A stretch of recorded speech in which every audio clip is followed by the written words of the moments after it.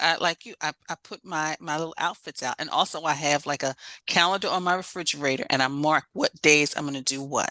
Because of course I listen to your podcast, so I'll walk, or then I may be inside doing some exercising. So I kind of rotate my schedule according to like what I'll be doing, if I'll be doing work from home or if I'll be out, how I can, but I definitely do that. And like you said, and then also my coach, what she did, she motivated herself. She basically takes a shower at night, throws on her clothes, her little workout outfit, and then she just basically, because she said that's what keeps her. She said she has no excuse of getting up and going to the gym at 5 o'clock in the morning. Have you ever said, oh my God, there's so much clutter in my life, whether it's the shoes, the makeup, the pantry, or office drawers, and you have no idea how to get organized and get that space so it feels great for you and your life?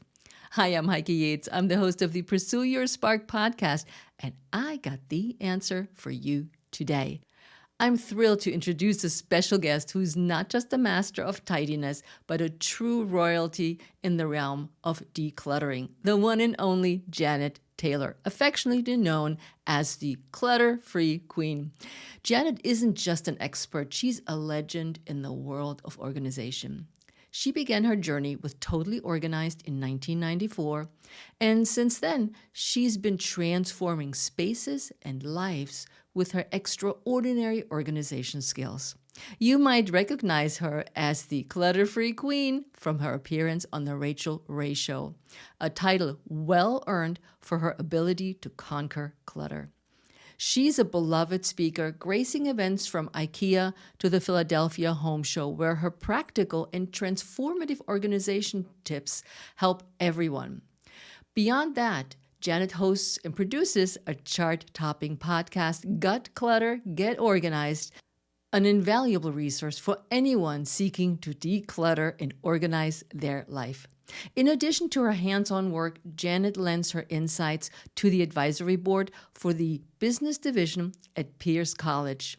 With over 26 years of experience in the organization industry, her approach has not only redefined spaces, but also the lives of her clients.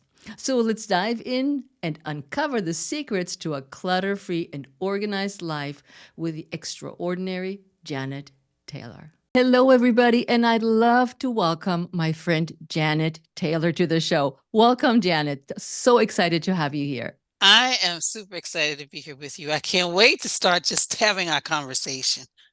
And it's always, not always, it's a conversation that's dear to my heart, which is always organization. But I want you to know also that Janet just interviewed me on her podcast, and we leave a link in the show notes. So you definitely will find her show as well. Got Clutter, Get Organized. That's the That's title of her podcast. And so you can catch up on our interview back then. So we're talking about getting organized. But I want to know first from Janet, what does it mean for you to stay healthy? For me to stay healthy, it means that I am eating right. I am actually drinking the water I should be drinking, but also for me, it means that, excuse me, I'm able to walk up and down the steps without losing my breath. I mean, I think that's what drives me to really exercise, move, do whatever I need to do. Because recently, a friend, we were in her apartment, all of a sudden the fire alarms went off. She's on the eighth floor. We had to run down the steps. And it was really good knowing that, I wasn't like out of breath. And then after that, we took a little trot, got in the car, and we just went away until, everything was cleared up, which was fine. But that's what healthy means to me, being able to move. Oh my God, I love that. So it's not the goal first is, oh, I want to lose body fat. I want to lose weight. None of that. No, because I had to realize, and of course, this is from just listening to your podcast, realize that, I am different. The Janet that was in her 20s is different than the Janet that's, just turned 60. So I need to be okay with that. And I need to know that, yes, my body it may be stronger because I'll, do some weightlifting, but it's not going back to that stomach that I had when I was 20 years old. And, do I really want to? I need to go back there. So no, it's not. That's true, though. I mean, I always say too, how much work are you willing to put into it to have that look, to have that image that you can portray on social media, which is where we all are influenced from. And you know what? And I'm glad you said that because that's what I tell myself is like, Janet, you know what you would really have to do in order to get, that look again? Well, I'm okay. I'm okay with it right I hear you, but I found out that you have a secret, unusual hobby, now. which are indoor plants, if I'm correct. Yes, that is so true. I think I have about 17 now, but there was a time when I did not have a green thumb and I just kept at it and kept at it, just like whatever we choose to do, health and fitness, organizing, I just kept at it and now I have like 17 plants all over my home. I love it because we do have some listeners and followers that have a green thumb, that have like a little indoor garden because of the plants. And when I read this about you, I was like, oh, she fits right in with us, loving plants. Is there a favorite plant you have? I Are they love all the great? spider. I mean, they're all good. The spider plant is really nice because you just kind of see how it evolves. It may be little, but the next thing you know, the little babies start showing up. And I like the spider plant because then I can kind of share it with others. Like I'll ask people, do you want a little baby? Do you want a spider plant? And so it kind of gets them interested in it as well. Yeah, I got one from my neighbor down the street because they're like, I have all these babies. And I didn't have a spider plant at that point. So now I got one too. I love it. Yeah, I love those. I love that. And I also like the aloe too. Just because it's a beautiful plant, but also just in case, you can always use it for, different purposes, whether you just want to put it on your skin, burns, all that kind of stuff. I love it. Now, since we're talking organization, we're leaving the plants by the side because I know they're well cared for and organized. How did you get into organization, Janet? Did it just come to you overnight? Was it like an epiphany, or did you say, oh my God, my house is a mess? I need to organize. So tell us. So I guess it was kind of an epiphany moment. I was working for a job, which I loved. I was customer service transportation for the seniors in the city that I live in. And unfortunately, that job ended because the contract ended. Another company took the contract over. But during that period, people were telling me how organized I was. And then I also saw an article about a woman who was actually going into businesses and sharing the benefits of organization with workers. And so that's how I got started. I was about ready to move out. But then, of course, with the layoff, I said, Mom. And she was like, Of course, I'm not going to kick you out of the house. And that was really a good transition because I was able to build my business while still living at home with her. So that's how I got started. Uh-huh. And why is organization so important to you personally?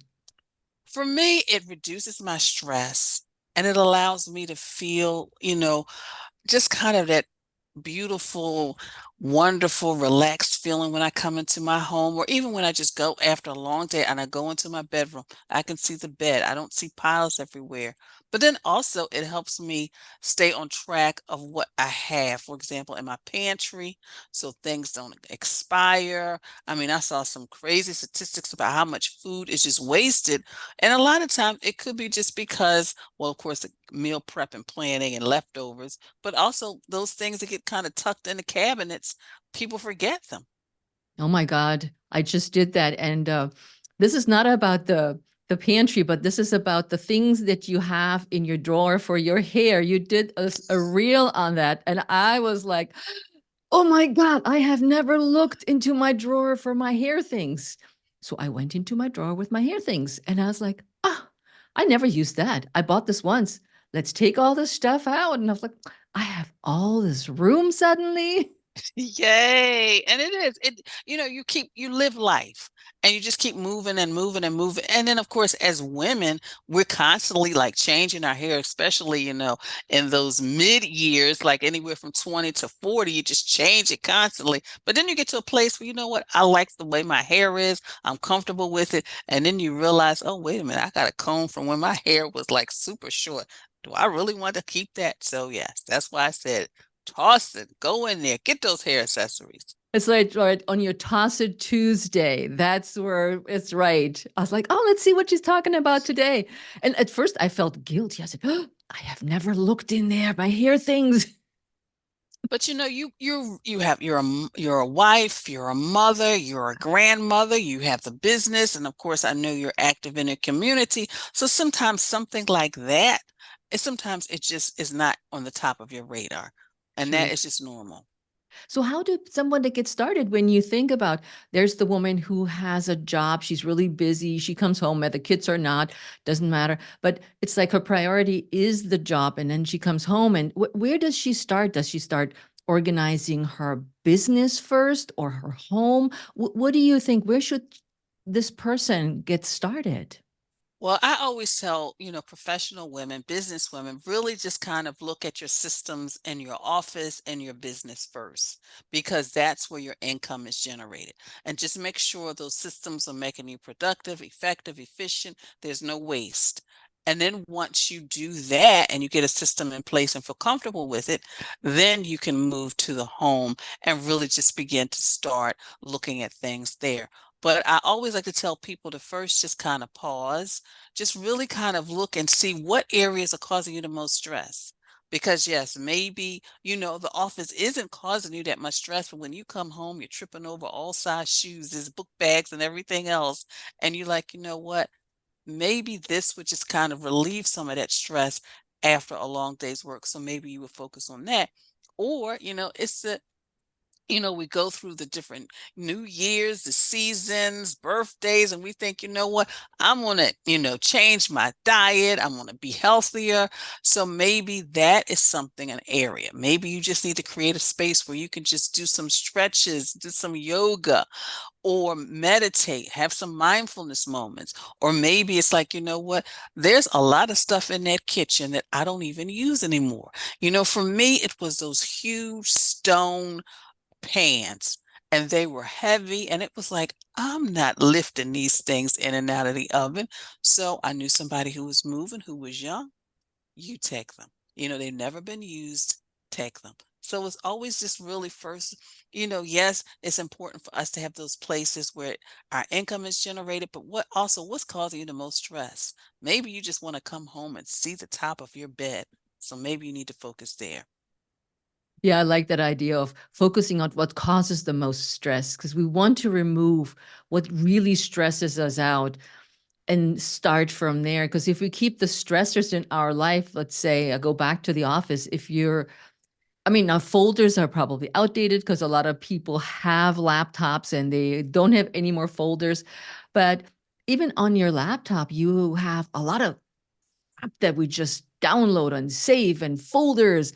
And that's also could cause stress because I know at one point a friend of mine looked at my desktop and she almost fainted. And I said, what's wrong? She says, why do you have all these folders on your desktop?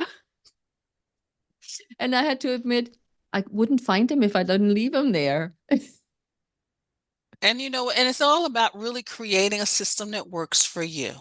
Yeah. And I tell people that when they talk about getting organized, oh, I saw so and so with this, and so and so.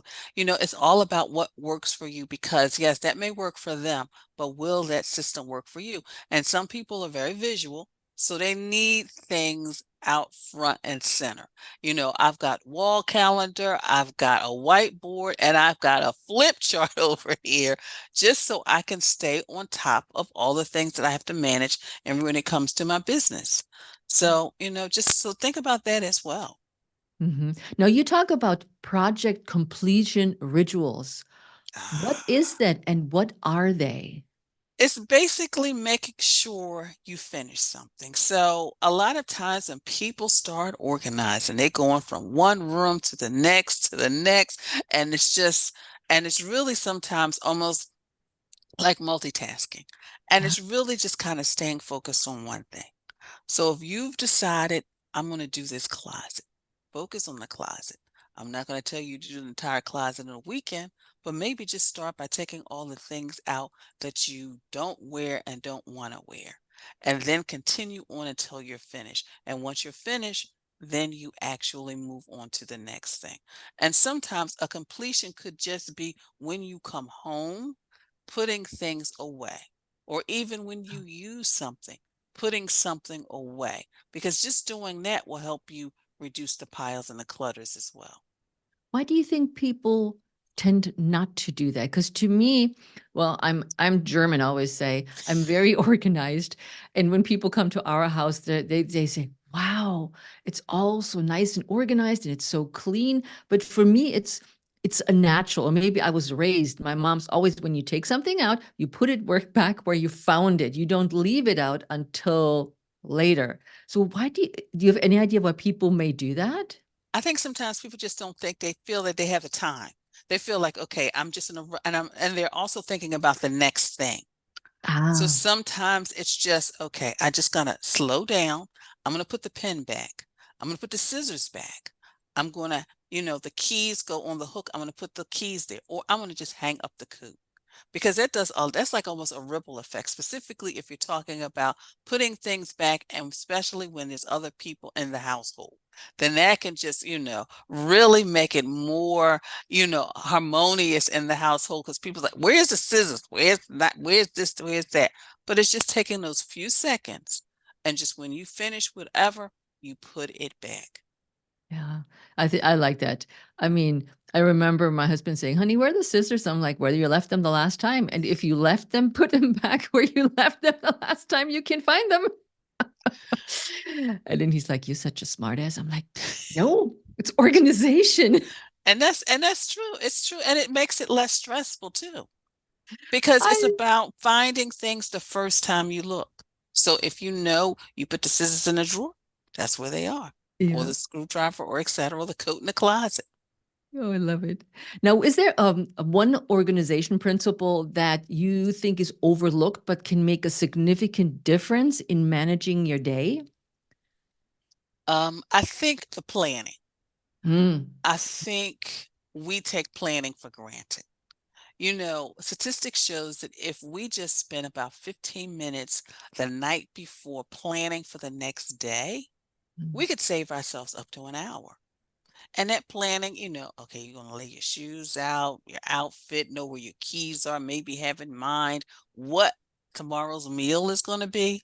Because then what happens is, if you rush out the door, come back, okay, everything is frozen and you're trying to figure out, next thing you know, you're going to do some takeout, which maybe your budget can handle it, maybe it can't. So yeah, sometimes just doing that planning. And even with an organizing project, I always tell people, pause, plan, purge, and then move forward. Because a lot of times with projects, we just dig in, just breathe, and just plan it out. What do you need? What do you want to accomplish? And then, of course, purging, getting rid of So everything. And it's then, the three P's: plan, yes. pause, Mm-hmm, plan, and purge. mm-hmm, The 3P method. mm-hmm, I mm-hmm, love it. mm-hmm. You Yeah. can remember that. PPP. Yes, that's right. Pause, That's true. pause, plan, and purge. That's right. Done. That's right. That's right. Because statistics says 80% of the stuff we keep, we never reference again. And we were 20% of our clothes 80% of the time. So we're always grabbing the same sneakers, jacket, pocket handbag, tote bag, you name it. Raising my hand here virtually. Yes, I do that too. And for some reason, when I do my laundry, I do the things that I just washed underneath the ones I haven't worn. But for today's interview, I got my orange pullover out because I really like it. And it was not on the top pile.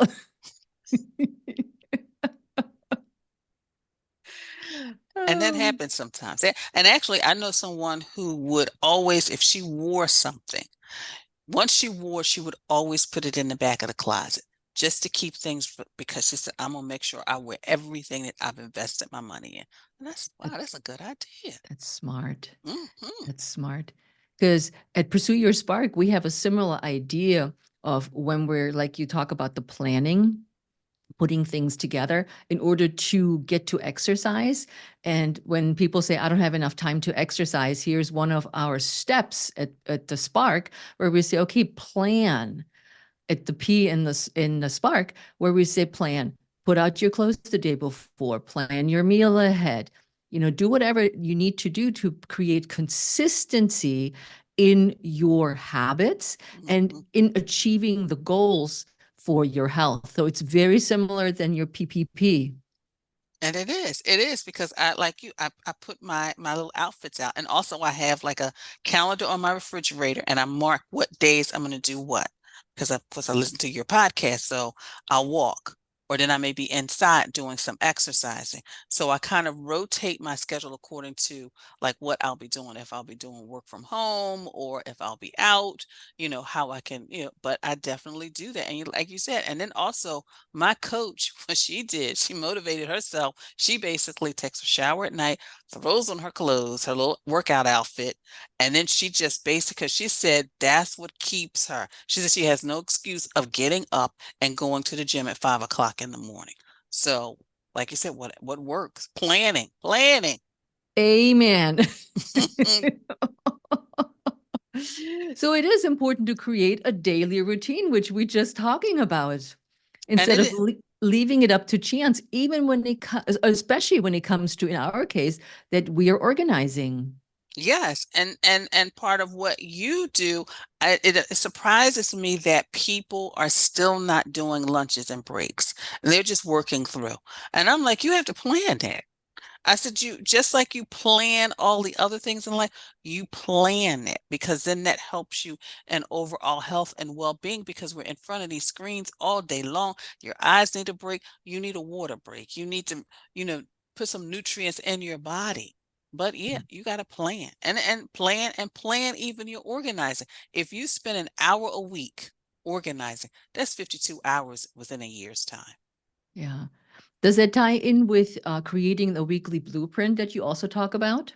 So the weekly blueprint is also part of planning. And basically, once a week, I sit down with Janet because it's just me and I plan out my week. I already know when I'll have my clients, so I'll know that and what my schedule will be like. And I plan everything around that. So, okay, when can I do grocery shopping? Because I still go to the grocery store. When can I do that? When can I do laundry? When can I do cleaning? And then there's other things that I want to do. Maybe I want to hang out with a friend and also making sure my exercise is in there. And that is my blueprint for the coming week. So I'll feel like I'm doing what I need to do for myself, for my business, but also to maintain my home. The reason I started doing that was because I grew up in a household where my mother did everything on a Saturday. She worked during the week and she did everything. She cooked, she cleaned. We went to, back then it was Woolworths in the 5 and 10, but we did all of that on a, and I'm like, I don't want to do that on a Saturday. I don't. So that's why and I just get my schedule and I tell people when you're in a family, everybody needs to sit down. And who's going to be, maybe at a practice, maybe there's, an upcoming performance, maybe somebody's going to school at night and you just kind of plan. And then also with the health aspect, I always have Saturday as my meal prep day. Mm. Always Saturday morning. So that way during the week, like after this interview, I just have to heat something up, but it's something healthy. It's not that, I'm tired. Oh, I gotta eat. Okay, let me see what I can order. And it's wind up being unhealthy. Yeah, I like the blueprint idea too.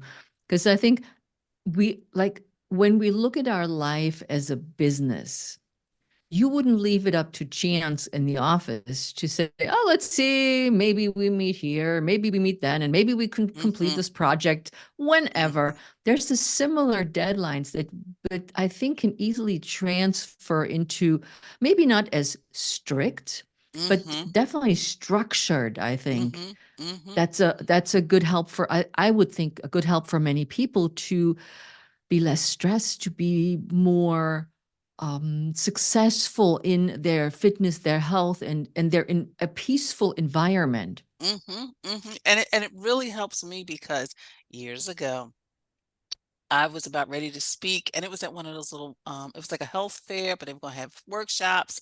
I was talking and joking with the person who was the coordinator, and I decided to go over and get my blood pressure checked. I'm like, I'm here, might as well get it done. Well, Yeah. after the third time, they said, Janet, we need you to sit down. I didn't realize my blood pressure was 200 over 100 and something. I was just basically, they said, you need to have somebody take you to the hospital right now. And that made me really look at my diet, but also how I was taking care of myself. So that's why I make it a priority Saturday mornings. Now, sometimes I do have to travel and go, work with a client on Saturday. So then I'll say, okay, I can either do a Friday morning or I can do a Sunday morning, but meal planning is done and also my exercising is done. So Yeah. that's how it kind of helps me really live that healthy life, healthy and Yeah. organized too. Yeah. Are there any common myth around organization that people say, "Oh, I can't get organized because," or I th- excuses or whatever you want to call them? I think one big myth is organizing is the same as being neat.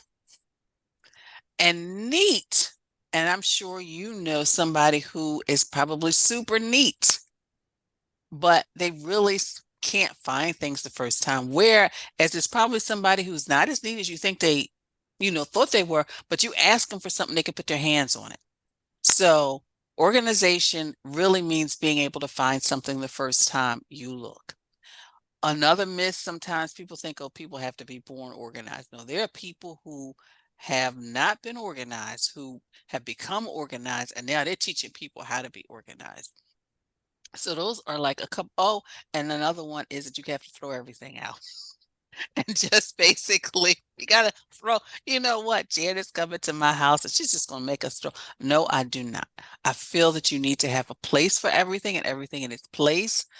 I have these yellow gloves that come up to my elbow that belong to my mother. Now, granted, I don't necessarily need them. I don't even think I'll wear them. Maybe I will.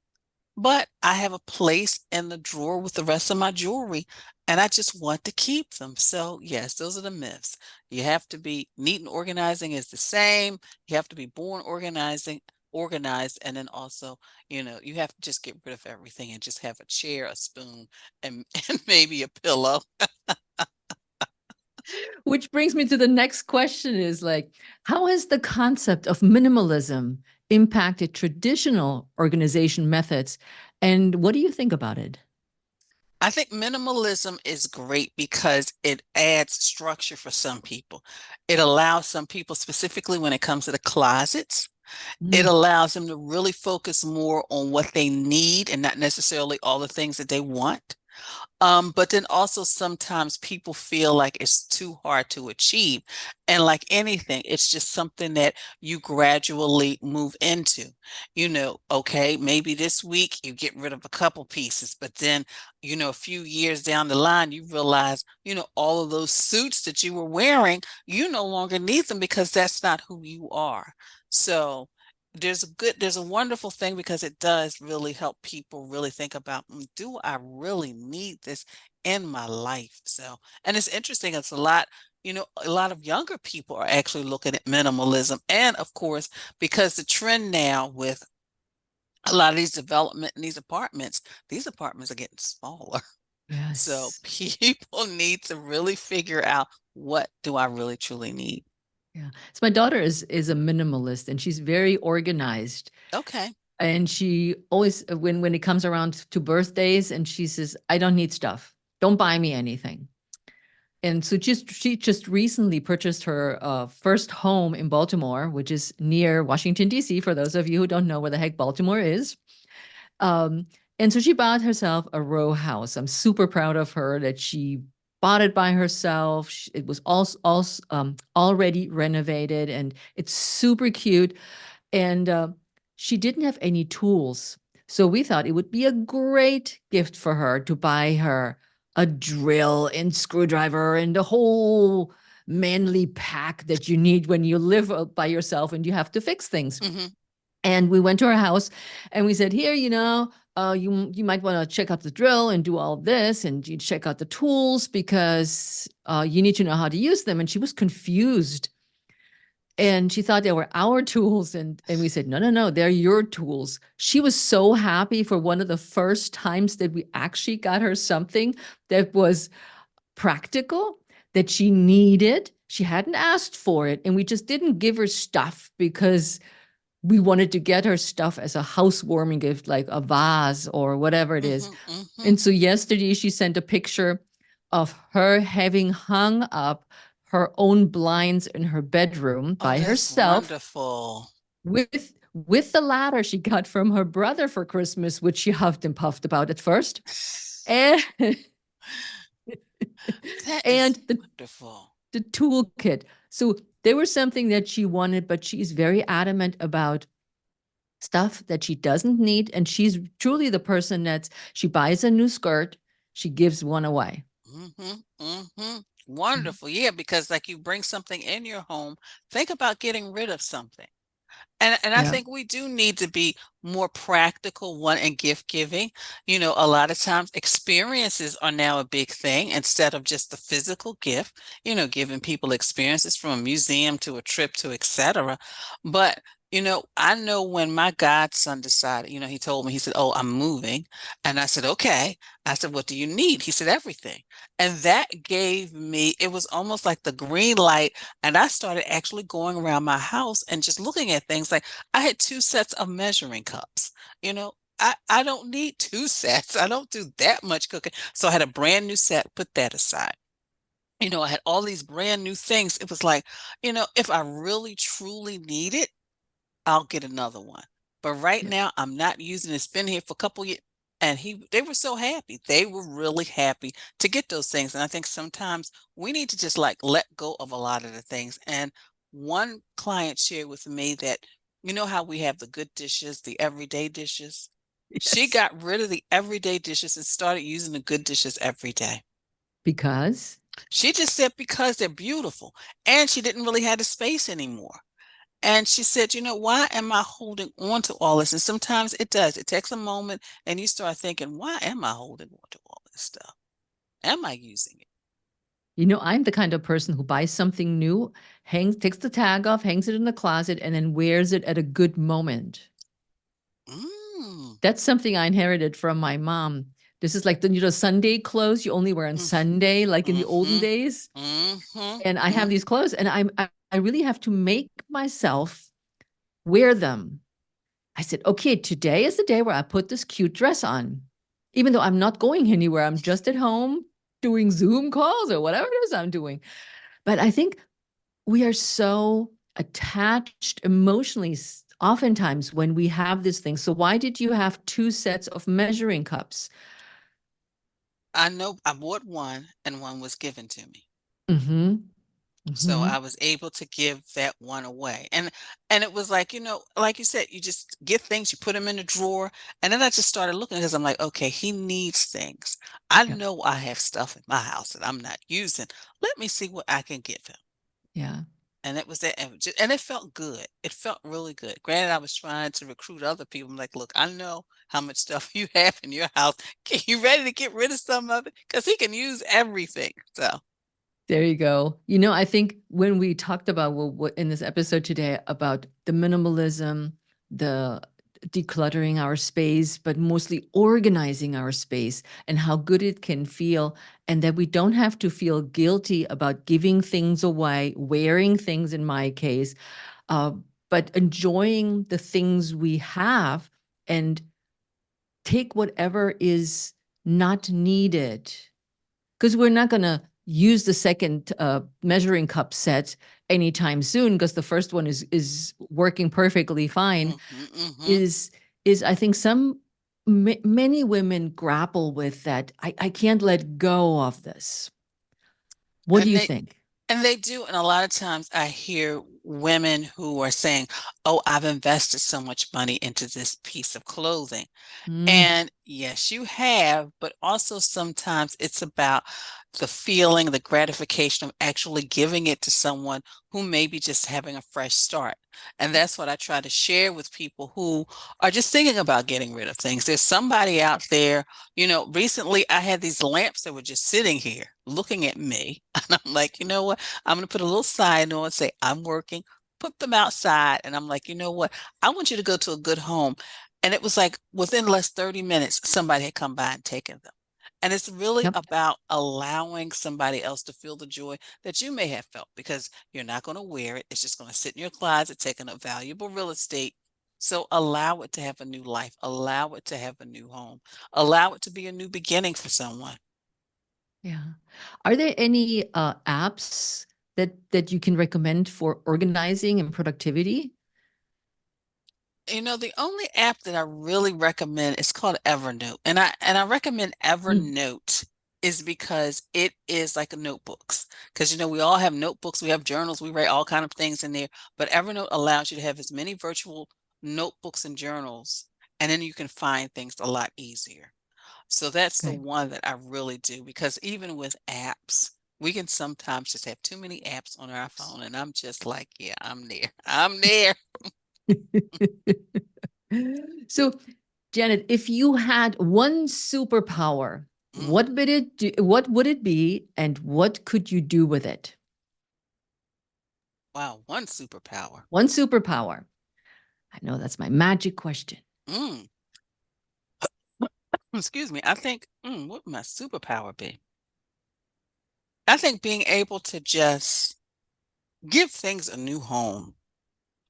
Going into like looking and like, ooh, that lamp. Excuse me. Those clothes and giving them a new home. I like that. That's a good superpower.